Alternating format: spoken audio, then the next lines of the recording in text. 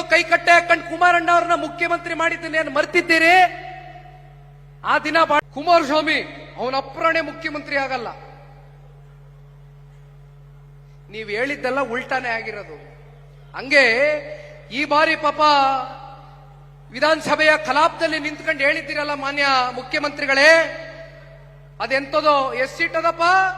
15, 16, ಮುಂದೆ 2-3 ಬರೋದಿಲ್ಲ, ನೀವು ಬಿಜೆಪಿ ಅವ್ರ ಜೊತೆಗೆ ಪಾರ್ಟಿ ಮರ್ಜ್ ಮಾಡ್ಬಿಡಿ ಅಂತ ಲಘುವಾಗಿ ಮಾತಾಡಿದಿರಲ್ಲ ಮಾನ್ಯ ಸಿದ್ದರಾಮಣ್ಣ ಅವರೇ.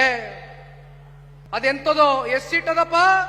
15, 16, ಮುಂದೆ 2-3 ಬರೋದಿಲ್ಲ, ನೀವು ಬಿಜೆಪಿ ಅವ್ರ ಜೊತೆಗೆ ಪಾರ್ಟಿ ಮರ್ಜ್ ಮಾಡ್ಬಿಡಿ ಅಂತ ಲಘುವಾಗಿ ಮಾತಾಡಿದಿರಲ್ಲ ಮಾನ್ಯ ಸಿದ್ದರಾಮಣ್ಣ ಅವರೇ.